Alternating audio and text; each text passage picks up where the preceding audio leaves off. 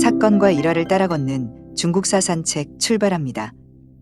이번 편에서는 송양지인이라는 고사성어로 유명한 춘추시대 송나라 양공의 이야기를 돌아보겠습니다. 기원전 651년에 송나라 임금의 자리에 오른 양공은 임금이 되자마자 이복형 모기를 재상에 임명하였습니다. 비록 아버지의 반대로 뜻을 이루지는 못했지만 양공은 태자 시절에 인격과 식견이 탁월한 이복형 모기가 나라를 다스려야 한다고 주장했었을 정도로 모기를 신뢰하고 있었던 것입니다. 또한 양공은 다음 사례에서 보듯이 사사로움보다는 예와 의를 중시하는 이상주의자였습니다. 기원전 643년 춘추시대의 첫 패자였던 제나라의 황공이 사망하자 제나라는 후계를 둘러싸고 내란 상태가 된 바 있었습니다. 이때 양공은 임시로 패자의 역할을 맡아 회맹을 열어 제후들을 규합했지요.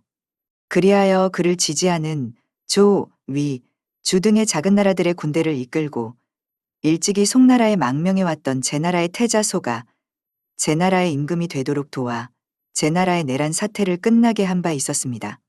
이상주의자였던 양공은 규구의 회맹에서 맹약한 두 가지, 즉 태자를 바꾸지 말며 대부를 함부로 죽이지 말라는 맹약을 여지없이 밟아버린 제나라를 그대로 내버려둘 수 없었던 것입니다. 이렇게 양공의 도움으로 제나라의 임금이 된 사람이 효공이었지요. 양공은 회맹에 참가하지 않은 약소국인 등나라의 성공과 뒤늦게 도착한 증나라의 임금을 죽여 제물로 바쳤다고 합니다. 제나라의 후계자 다툼에 개입하여 성공을 거둔 양공은 자신감을 갖게 되었습니다. 그는 제나라의 황공에 이어 천하의 패자가 되어 자신의 이상주의를 실현해보고 싶었던 것입니다. 황공이 죽은 4년 후 양공은 자신이 패자가 되기 위하여 오늘날의 산동성에 위치하는 녹산에서 예비회담을 갖고 가을에 회맹하기로 결정하였습니다. 이 예비회담에서 제나라와 초나라가 송나라를 패자로 인정한다는 양해가 있었기 때문에 양공은 가을에 회맹해서 자신이 패자가 되는 것을 의심하지 않았지요. 하지만 제상 모기는 작은 나라에 불과한 송나라가 패자가 되는 것은 분수에 넘치는 일이라고 적극적으로 반대하였으나 양공을 설득시킬 수는 없었습니다. 가을의 회맹은 오늘날의 하남성에 위치한 우 지방에서 열렸습니다. 소나라, 진나라, 채나라, 정나라, 허나라, 조나라 등의 제후가 참가하였으나 이 중 초나라를 빼고는 모두 작은 제후국들이었죠. 그런데 이 회맹에서 양공이 초나라의 군대에게 억류되는 불의의 사건이 발생합니다. 소나라는 양공을 인질로 삼고 송나라를 공격하였지만 그해 12월에 박 지방에서 제후회담이 열려 양공은 겨우 석방되었습니다. 이 일로 예비 패자로서 양공의 체면은 크게 깎였으며 양공의 자존심은 여지없이 짓밟히고 말았습니다. 초나라가 양공을 억류한 것은 약소국의 군주에 불과한 그가 패자가 되려는 것이 못마땅했기 때문에 그에게 교훈을 주려고 그랬는지도 모르는 일입니다. 아무튼 체면을 구긴 양공이 이 사건을 거울 삼아 송나라의 실력을 자각하고 패자가 될 욕심을 버렸다면 후환이 없었을 것입니다.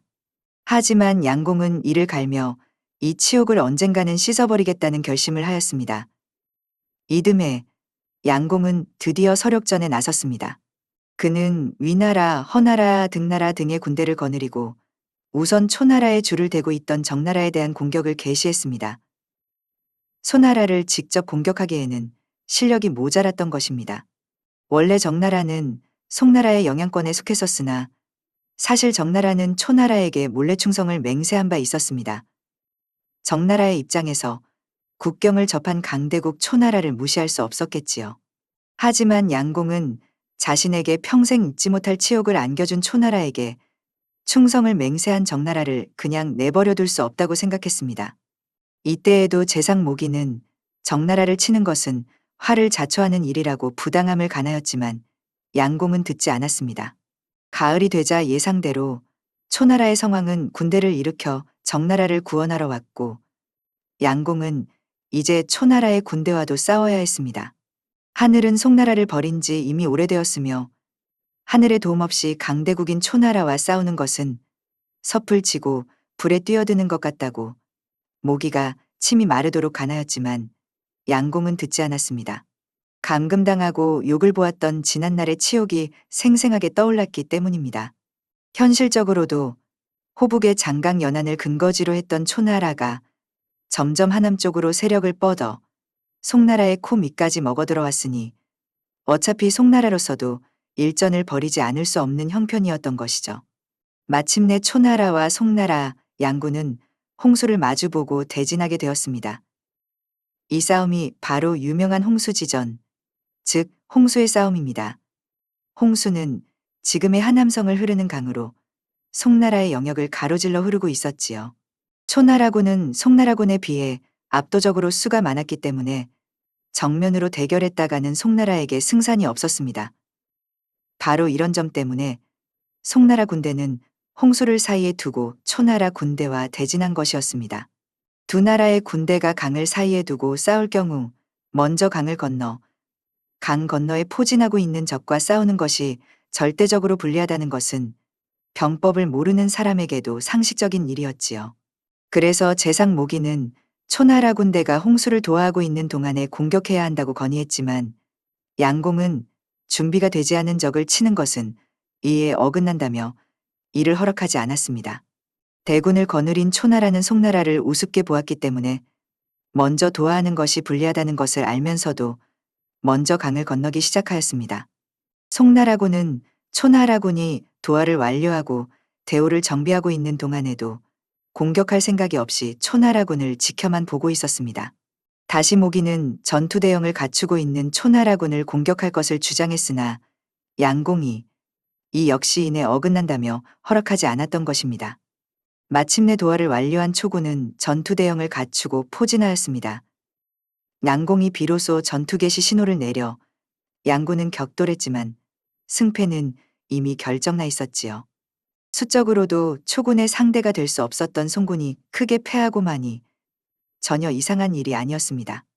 더구나 그냥 패한 것만이 아니라 양공을 호위하는 친위대마저 전멸하였으며 양공도 화살에 맞아 넓적다리에 상처를 입었습니다.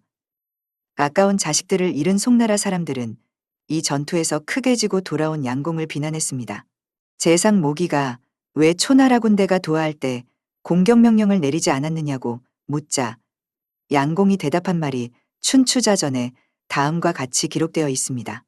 군자는 부상자를 공격하지 않으며 늙은이를 포로로 하지 않는 법이다.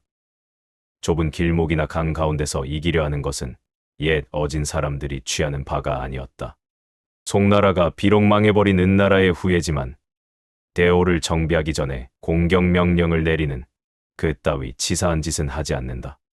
이 말을 들은 모기는 탄식하면서 이렇게 양공을 날카롭게 비판하였다고 합니다. 병법이란 이기는 것을 제일로 삼는다. 부상자를 공격하지 않겠다면 애당초 전쟁을 시작할 필요가 없지 않았겠는가. 이럴 것이면 처음부터 왜 전쟁을 시작했는가.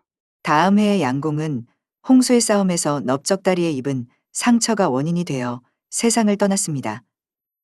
사람들은 양공의 이상주의를 송양공의 인이라며 비웃었습니다.